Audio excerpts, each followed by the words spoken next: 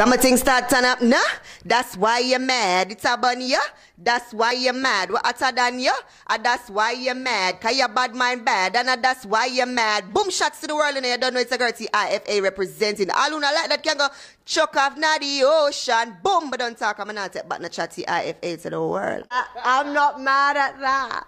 You can rap, girl. Look at something. How did it happen for you? Like, how did you get on the mic? How did you start chatting? How did it happen? Well, as I said, I was, to think about this, I was always around music, like, and I grew up with a lot, I'm the only child, but I grew up with a lot of cousins, and then I had, like, stepsisters, stepbrothers afterwards, and we were always, because we love music, and my parents and my uncle here, and even in Canada, owned record stores, so we always had the latest of everything, and we always used to, you know, I remember competing with my cousin as young, singing, I'm Not Your Superwoman, Karen White, I'm Not Your Superwoman, so... And then I got the bug because, you know, mommy, as I said, mommy started to enroll me into, you know, because she wanted me to get rid of my shyness. And I think the first time that I really knew that I wanted to do this was when I joined the performing arts company, Ashe. And they put me on that stage, and probably the first time I got my first solo. Because, you know, you have to work for your solos. It's like hundreds of kids, and everybody wants it. The soprano sits over here, altos, this, and, you know, it's the best of the best. And I think the first time I got my solo, and I got a standing ovation from that solo. I think it was, I don't remember here. Yeah, it hit me like, whoa. You know what I mean? And then that song was such a powerful song. It was actually a sing-over. It was called Sing Our Own Song. I'm not sure which Jamaican female artist it was. Which one? It's called Sing Our Own Song. Yeah. The great flood of tears that we've cried. That UB40. And I remember even the thing and holding my mic in the hand, and when I finished, because we end like this. Most of the stuff you end like this when you're young anyway. I ended like this. And just to see everybody get up, like, I was just like, all right, see to know this is what the art, this is it now. So I think my first solo on the time that I performed my first solo, Ashe. Yeah, after that, like... You're like, I'm making money off this. Yeah, not only that, but it's like it gave me such an empowerment from, you know, like people pointing at, see the Benfoot girl there, like from people pointing like, I could do something beyond my legs, and people would appreciate and recognize that. You know what I mean? Was a very good and empowering feeling. I was probably like 12 or 13. You know, so yeah.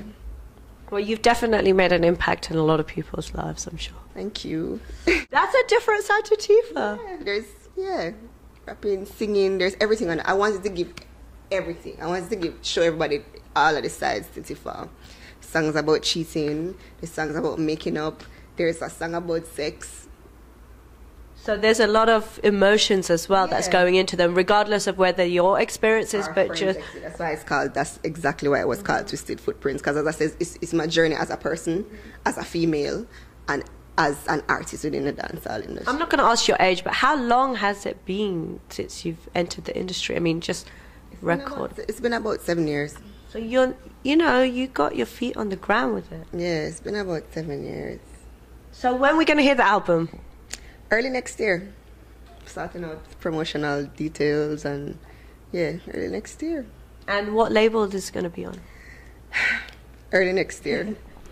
She ain't giving us anymore. It's just like we haven't finalized. Okay. Yeah, so when pen dries on paper, then I'll tell you. I never heard that one. When pen dries or joins, did you say? Dries. So you're really waiting, like when pen dries. That's a good one. Yeah. So as of 2013, that's going to be the thing for Tifa, and yeah, I just want to get back to work. I'm just like, I think a lot of energy, because my energy, I'm not going to lie to you, I'm human, so of course it's going to, with all of the negativity, it's going to drain you. Mm-hmm. I just want to get back to a point where I'm 100% mentally. You know what I mean? Because remember that this is where it's coming from. This is where the music is coming from. I don't have a writer that writes to me. I write my own music, so I just want to get back to a place where I'm comfortable and where I can give it 100% and not having to think about, oh, the publicist needs to put out this release, or we need to clear up that, oh, what's going on over here, oh, why is this person saying this now? Okay, where did that come from? I just want to focus on being an artist. being in the studio, doing my shows, and singing my songs and making people happy and making myself happy, honestly. So 2013 is just, it's back to tunnel vision. No matter what I had to say, I feel really great since saying what I've had to say. And I'm just over it. I'm done with everything. Like, I clarified what I needed to clarify, and I'm just, 2013, I feel like it's back to work, and I want to, it's supposed to be my do or die year. I just want to take it to that highest level that I can. Because that's how I am. I'm a perfectionist, and I am my biggest critic. People ask me all the time, who do you think is your greatest competition? And I'm like, me. No disrespect to anybody, but I feel like if I can continue to tap myself, what is there, if I can tap and move your body, or a why you're mad, or a spell it out, if I can continue to progress, what is there to stop me? You know what I mean? So I don't pay attention to anybody else's work or whatever. I just concentrate on me, and I just want to get back to that place where Tifa is concentrating on Tifa, the artist. So that's what 2013 is about, just work and making more hits and doing more crazy videos and making an impact on the world for myself and for Jamaica. Are you working just general collaborations with other artists? I've been thinking about it, but I know who I'd want to work with. I've reached out to some people already. Okay.